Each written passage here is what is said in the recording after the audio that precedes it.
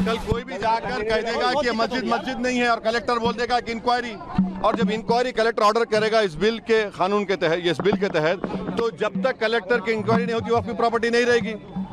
यही होगा ना। अगर आपकी मस्जिद है, कोई आके बोलेगा मस्जिद नहीं है, कलेक्टर को कंप्लेंट दे दिया, कलेक्टर इंक्वायरी ऑर्डर करेगा, इंक्वायरी तक जब इंक्वायरी ऑर्डर करेगा तो वो मस्जिद ही नहीं रहेगी, वक्फ नहीं रहेगा। और हिंदू धर्म में, सिखों के धर्म में, जैन धर्म में, बौद्ध धर्म में, उनके जो मजहबी बोर्ड्स हैं उसमें तो कोई उन्हीं का मजहब का नहीं बन सकता है। यहाँ पर आप कैसे बना रहे हैं फिर, और ज्यादा बना सकते हैं क्या? इससे वक्फ को बचाने का कोई ताल्लुक नहीं है। सुन रहे हैं आप, असदुद्दीन ओवैसी कह रहे हैं कि इससे वक्फ को बचाने का कोई ताल्लुक नहीं है। दरअसल ये वोट बचाने का ताल्लुक था जो इस तरह का बयान सामने आया, क्योंकि यहाँ पर जो फैसले लिए जा रहे हैं वो बेहतरी के लिए लिए जा रहे हैं। कैसे लिए जा रहे हैं हम आपको आगे बताएंगे, लेकिन असदुद्दीन ओवैसी इकलौते सियासतदान नहीं है जो मौके को भुनाने पहुंचे। और भी चेहरे थे, कौन कौन पहुंचा चलिए आपको बताते हैं जल्दी से। देखिए, सलमान खुर्शीद पहुंचे, कांग्रेस के नेता। इसके अलावा फौजिया खान पहुंची, एनसीपी शरद गुट से नेता है। अबू ताहिर टीएमसी के नेता पहुंचे। मोहम्मद बशीर आईयूएमएल के नेता पहुंचे। इसके अलावा राजा राम सिंह सीपीआईएमएल के नेता भी पहुंचे। सीएमआई के सैयद अजीज पाशा भी यहाँ पहुंचे। ये तमाम चेहरे थे जो पहुंचे, और इनका कहीं ना कहीं मकसद यही था कि जो चल रहा है, जो प्रदर्शन चल रहा है, जो फेक नैरेटिव फैलाया जा रहा है, जो भड़काने का कार्यक्रम चल रहा है, उसमें ये अपनी सियासत के लिहाज से पहुंच जाए और फायदा शायद इन्हें मिल जाए। विपक्षी तमाम जो चेहरे पहुंचे, उनमें से बड़े चेहरों का क्या कहना है, किस तरह से उन्होंने समर्थन दिया है, पहले उन्हें सुना रहे हैं आपको, सुनिए। वक्फ बिल को लेकर के बहुत सारी शिकायतें, बहुत सारी आशंकाएं हमारे जहन में भी हैं, और जेपीसी ने उसमें एक तरह से बहुत ही संकीर्ण दायरे में पूरा विमर्श रखा है। सरकार जो तानाशाही थोपने की कोशिश कर रही है उसके खिलाफ लोकतांत्रिक तरीके से अगर संस्थाएं विरोध कर रही हैं तो अच्छी बात है। वक्फ की जमीनें लूट करके अपने उद्योगपति दोस्तों को देना चाहते हैं क्या? जेपीसी का गठन क्यों किया आपने जब जेपीसी के सदस्यों की राय को सुनना ही नहीं था? ये सरकार पूरी तरह से झूठ बोल रही है। सरकार पूरी तरह से तानाशाही पर उतारू। लोकतंत्र में उनको अधिकार है, सबको अधिकार है कि जो बातें मन की न हो, जो बातें समझते हैं कि उनके साथ अन्याय हो, तो लोकतांत्रिक ढंग से उसका विरोध करें। और सरकार को की भी जिम्मेदारी बनती है खुले मन, खुले दिल, खुले दिमाग से देश बड़ा है, देश की एकता बड़ी हुई है, ये सोचकर उनकी बातों को सुने।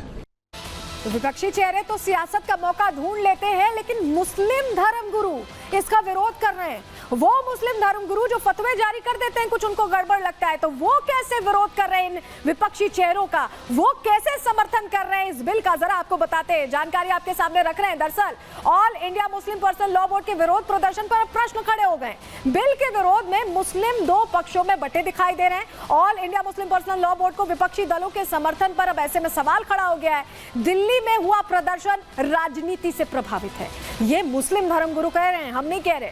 मुस्लिम धर्मगुरु ने प्रदर्शन पर सवाल उठाए हैं और all India Muslim personal law board अपने मकसद से भटक गया है, ये मौलाना रजवी का कहना है। मौलाना रजवी ने साफ साफ कह दिया कि अपना जो उसका एक एजेंडा था उससे भटककर गलत रास्ते पर चला गया है। और क्या कहा है, कैसे विपक्षी चेहरों से सवाल किया है, सुनिए जरा।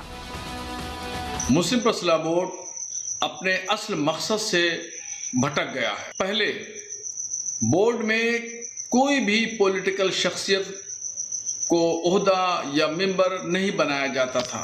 समाजवादी पार्टी के लोग, कांग्रेस के लोग और खुद MIM के अध्यक्ष ओवैसी साहब भी मुस्लिम पर्सनल लॉ बोर्ड के जिम्मेदारों में शामिल हैं और बाज़ाब्ता तौर पर मेंबर हैं। तो ऐसा लगता है, जाहिर होता है कि बोर्ड को पॉलिटिकल पार्टियों ने हाईजैक कर लिया है।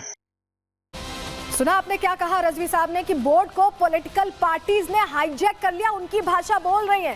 क्या बदलाव किए जा रहे हैं जिसकी वजह से टेंशन में ये सियासतदान, चलिए बताते हैं आपको, जल्दी से जानकारी आपके सामने रख रहे हैं। दरअसल केंद्र और राज्य से 2 महिला सदस्य शामिल किए जा रहे हैं। महिला सदस्य ने मंजूर नहीं। स्टेट वक्फ बोर्ड में एक OBC का सदस्य भी होगा, वहीं बोहरा आगा खानी के लिए अलग बोर्ड होगा। इसके अलावा महिला उत्तराधिकारी के अधिकारों का भी संरक्षण किया जाएगा। सभी मामलों में लिमिटेशन एक्ट लागू हो जाएगा जो पहले नहीं था।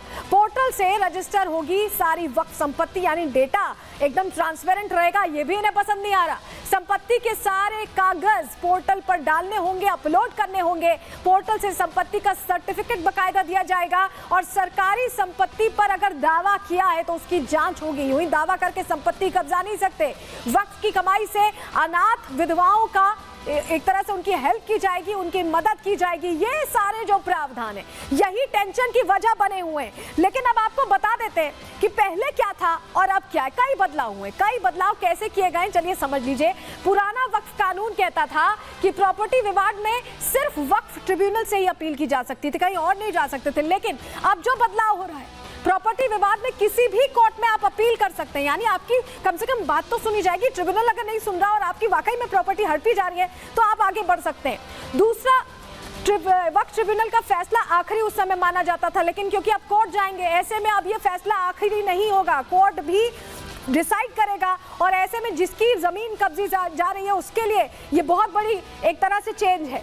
वक्फ ट्रिब्यूनल के फैसले को उस वक्त चुनौती नहीं दे सकते थे, लेकिन अब जब कोर्ट में जाएंगे तो फैसले को हाई कोर्ट में चुनौती देने का पूरा अधिकार एक इंसान को मिल जाएगा जिसकी जमीन पर अधिकार जताया गया, गलत अधिकार जताया गया।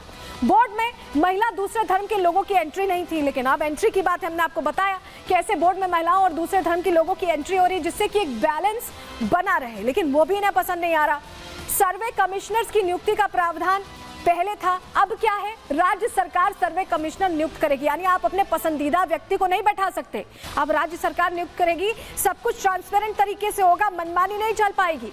किसी भी प्रॉपर्टी को वक्फ की संपत्ति घोषित किया जा सकता था पहले वक्फ दावा करता और प्रॉपर्टी उनकी हो जाती, लेकिन अब क्या होगा, अब वक्फ बोर्ड की मनमानी खत्म होगी, शक्तियां कम होंगी और इसी को लेकर चिंता में है मुस्लिम संगठन भी और इस तरह के सियासतदान भी जिनको सीधा फायदा पहुंचा था, क्योंकि कहा जाता है वक्फ में भी बड़े चेहरों को सीधे फायदा पहुंचाया जाता है। अब शक्तियां कम होंगी और इसीलिए हिंदू संगठन देखिए प्रदर्शन कर रहे हैं और कह रहे हैं कि ये जो कानून है इसे लाया जाए, इसे लागू किया जाए, क्योंकि ऐसी बहुत सी प्रॉपर्टीज हैं जिस पर मनमाने तरीके से दावा कर लिया गया है।